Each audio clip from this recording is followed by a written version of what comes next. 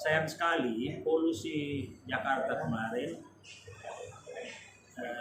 Kementerian Kesehatan itu bukan leader di dalam penanganan. Evaluasi Abang sepanjang Republik ini berdiri, evaluasi kronologis gitu Bang, gimana kemajuan dunia kesehatan kita, mulai dari aspek infrastruktur sampai pada yang lain-lainnya. Kemajuan itu tergantung kita melihat dengan mana. Kalau kita melihat kemajuan itu pada pembangunan fisik, berarti itu sektor hilir. Kita mengatakan sektor sangat hilir bagus ya? Karena membangun rumah sakit, membangun rumah sakit jantung, stroke di mana-mana, fakultas kedokteran di mana-mana, membangun ICU di mana-mana. Sekalian aja pembela membangun kamar jenazah di mana-mana, gitu. Atau membangun pemulasaran jenazah dan pemakaman. Iya. Karena artinya dengan cara itu kita mengutamakan orang sakit. Orang sakit ya. Orang sakit memang harus dirawat, dilayani. Tapi kita tidak boleh menunggu orang sakit baru kita urusi. Kuratif tuh. Ya, kuratif. Dan sampai mati kita makamkan. Pengalaman yang sangat berharga kemarin dengan COVID itu, karena kita tidak mampu melakukan suatu pencegahan dengan baik. Jadi kalau boleh dikatakan gagal dong kita COVID kemarin. Ya juga. Gagal kita melakukan pencegahan. Pencegahan ya. Kita terlambat bergerak. Kita terlambat bergerak. Ya. Misalnya Jakarta mengatakan lockdown misalnya, tapi kan tidak boleh. Iya. Padahal kalau itu dilakukan, pintu masuk virus itu kita bendung. Jadi Abang memilih harus lockdown dia sebenarnya. Iya. Daripada pembatasan sosial. Mungkin pembatasan sosial itu dampaknya ada, tetapi terlalu panjang kita menderita. Gitu ya. Kita bisa lockdown misalnya berapa bulan, habis itu baru itu bisa kita kejar itu ya, kemajuan itu. Karena akhirnya banyak yang meninggal, kan nyawa itu tidak bisa ditukar dengan uang. Saya misalnya kalau saudara meninggal kan nggak mungkin saya kasih kamu uang 1 miliar, saudara meninggal nggak ada yang seperti itu. Berarti Abang lihat dokter banyak meninggal. Iya betul. Karena semuanya mengatakan ya udah nggak apa-apa, kami sudah siapkan dokter spesialis, dokter rumah sakit. Kalau ada yang sakit langsung masuk rumah sakit. Kenapa bukan di masyarakat itu kita cegah supaya mereka tidak tertular? Berarti dari aspek hilir kemajuan tentu signifikan gitu Bang. Ya, dari hulu, sektor hulu itu gimana Bang? Itu terbengkalai menurut saya. Terbengkalai? Gimana Bang ini ya? Jelaskannya terbengkalainya di mana? Kalau pangan kita bagus, itu stunting berarti. Setidaknya itu kalau tidak terjadi stunting mungkin pengetahuannya yang kurang. Kita tinggal edukasi mereka. Tapi buktinya ada orang kesulitan makan itu bukan sekedar makan nasi, karena dia membutuhkan zat gizi yang seimbang. Ya kalau sekedar makan nasi mungkin orang bisa, tapi itu bukan itu yang disebut dengan makanan bergizi dan sehat untuk mencegah orang stunting. Padahal stunting itu misalnya harus diurus sejak anak perempuan itu remaja, sejak dia ibu itu hamil, itu mesti diurus, bukan menunggu setelah anaknya lahir. Dengan edukasi yang bagus, dengan gizi yang baik. Ya, memilih menu saja susah mereka. Jadi menurut saya itu poin yang sangat baik, bahwa boleh jadi pangan yang kita anggap itu hanya beras, tapi kan bukan itu saja. Beras itu ada karbohidrat, dia butuh protein lain yang bervariasi, bukan protein terus setiap hari juga tidak bisa. Ya, ada variasi makanan yang mesti juga, karena itu nanti orang jenuh makan itu. Itu lihat. Kemudian soal saya bilang tadi air bersih. itu tidak tercapai. Ada target MDGs kalau tidak salah ada tentang air itu tidak tercapai, itu sangat rendah. Belum lagi air kita sudah banyak tercemar. Itu adalah tugas ke depan kalau kita ingin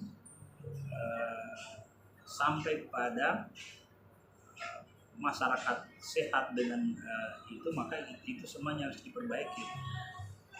Hari ini sehat kan, misalnya masuk rumah sakit dia sembuh, tapi kemudian dia minum lagi air yang tercemar, kemudian diare lagi, kan sama saja bolak-balik masuk rumah sakit karena ada persoalan hulunya yang tidak diperbaiki. Kemudian hutan yang habis itu juga jadi persoalan. Jadi ini hulu itu harus kita tangani dengan baik. Jadi kalau menurut perspektif abang ini, mau tidak mau Kementerian Kesehatan harusnya koordinasi secara intensif dengan Kementerian Lingkungan Hidup. Iya. Maksudnya gitu bang. Semua kementerian terkait dengan kesehatan ini itu harus berkoordinasi dengan Kementerian Kesehatan. Kalau tidak, maka dia akan menerima dampak terus-menerus. Parsial ya. Hari ada polusi di Jakarta. Sayang sekali polusi Jakarta kemarin, Kementerian Kesehatan itu bukan leader di dalam penanganannya. Padahal mestinya leader itu adalah yang paling terdampak, sehingga bisa menyatakan kami terdampak ini. Kalau misalnya Menteri Perindustrian yang menjadi leadernya, dia pelaku industri, dia nggak mau menghentikan industri itu. Misalnya kalau penyebabnya karena industri, dia tidak mau pabrik itu kita perbaiki karena biayanya menjadi bertambah. Jadi kesehatan jadi terdampak terus. Kalau saya lihat paradigma abang ini paradigma multisektor, kira-kira bacanya gitu ya, kira-kira ya. Jadi, ini kan nggak mainstream nih bang, kan? Memang kesehatan itu multisektor karena itu menyangkut kehidupan umat manusia. Iya. Dan kehidupan itu tidak hanya satu sektor. Iya betul. Ini pernah nggak diterapkan dalam kebijakan-kebijakan nasional sebelumnya ya? Setidaknya pendekatan yang relatif mirip ya. Pernah zaman dahulu, tapi saya tidak tahu karena saya ingin mengatakan kesehatan itu harus menjadi arus utama dalam suatu pembangunan. Kalau industri menjadi arus utama, kesehatan menjadi korban. Dampak jadinya. Dampak. Hanya menerima ini aja ya. Iya, menerima dampak. Itu penting. Jadi, kalau di negara lain bang, ada nggak contoh yang bisa kita lihat dari paradigma? Negara-negara yang maju misalnya orang selalu mengangkat negara Skandinavia. Bagus. Tahu dekat-dekat tadi nih Jepang. Teman saya di Jepang itu waktu ada bom apa? Itu yang dari gempa atau apa kemarin. Dia itu membawa anaknya ke Indonesia, tapi anaknya tidak betah karena di Indonesia sulit untuk mencari taman buat anak. Di Jepang dia tunjukkan saya, lihat itu di belakang gedung tinggi ada taman buat anak, dan taman itu tidak berbayar dan anak kami senang bermain di situ. Di Indonesia sulit mencarinya itu, padahal orang perkotaan butuhkan itu, kebutuhan sangat mendasar, penting gitu. Taman itu ruang ini ya, ruang publik ya, untuk berdialog, berdiskusi, ngobrol dengan keluarga. Apa perlu bayar? Kita kadang-kadang membuat ruang publik tapi bayar. Itu bukan ruang publik, privat namanya karena berbayar. Kita buat tempat olahraga tapi berbayar. Ini seolah-olah itu hanya sunnah gitu ya, ruang publik itu. Padahal itu ternyata ketika abang bilang begini esensial ternyata ya. Kita lihat RTPRA bang di sana kan, di sana kita lihat kayak sunnah aja. Ketika sunnah bagi masyarakat perkotaan itu sangat membutuhkan itu. Selain itu yang paling penting adalah oksigen. Oksigen ya. Oksigen yang dihasilkan taman itu. Jadi saya selalu mengatakan kepada teman-teman bahwa tanamlah kamu pohon, karena dengan cara itu kamu bersedekah oksigen. Walaupun yang menerima sedekah itu tidak merasa disedekahi, tapi dia menerimanya. Dan Anda tidak perlu ceritain bahwa saya sudah sedekahin kamu. Karena kalau tidak ada yang tanam, semua akan menebang, maka oksigen habis, bumi akan panas. Kan yang membuat bumi menjadi tidak panas karena ada pohon, ada oksigen. Bagaimana abang melihat peranan kesadaran agama dalam menunjang majunya dunia kesehatan kira-kira? Saya sebetulnya sangat berharap bahwa agar para dai, pemuka agama itu muncul kesadaran itu untuk menyampaikan tentang sehat itu, tidak sekedar tidak melihat sehat itu sebagai hal di luar agama. Itu karena saya lihat bang, persoalan gender aja direndeng-rendeng dengan dai kan, pengaruh keutamaan gender, masa keutamaan kesehatan. Dulu tuh Profesor Ali Api sudah membuat buku tentang fikih sosial ya. Fikih sosial.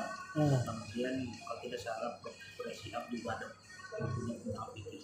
Menurut saya itu harus banyak yang menulis dan harus banyak menyampaikan kepada umat, kepada masyarakat.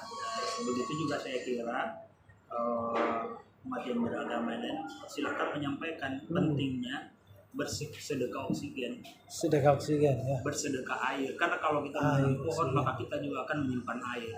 Bayangkan kalau tidak ada pohon, tidak ada air, kita mau ambil dari mana? Bersedekah gizi? Iya, bersedekah gizi. Jadi menanam Jumat berkah itu lakukan kan itu yang bisa dilakukan lakukan. Karena kita tidak sadar bahwa dengan cara itu kita sudah menunjang sumber daya manusia kita. Pada orang yang tidak mampu kita itu bahagian dari kesehatan itu. Jadi jangan dianggap kesehatan itu hanya ingat bilang tadi sehat itu hanya diingat kalau kita sakit. Sehingga yang dianggap kesehatan adalah rumah sakit. Padahal itu bukan kesehatan, itu adalah kesakitan. Saya bisa tergambar dalam pikiran saya bang bahwa dengan paradigma semacam ini sebenarnya satu sisi relatif lebih luas untuk tanggung jawab terhadap kesehatan ini kan gitu bang ya. Sisi lain memang tidak mudah karena ini saya lihat saya orang umum ya, orang biasa, ini bagi saya ini perspektif baru tentang kesehatan yang multisektor sebenarnya.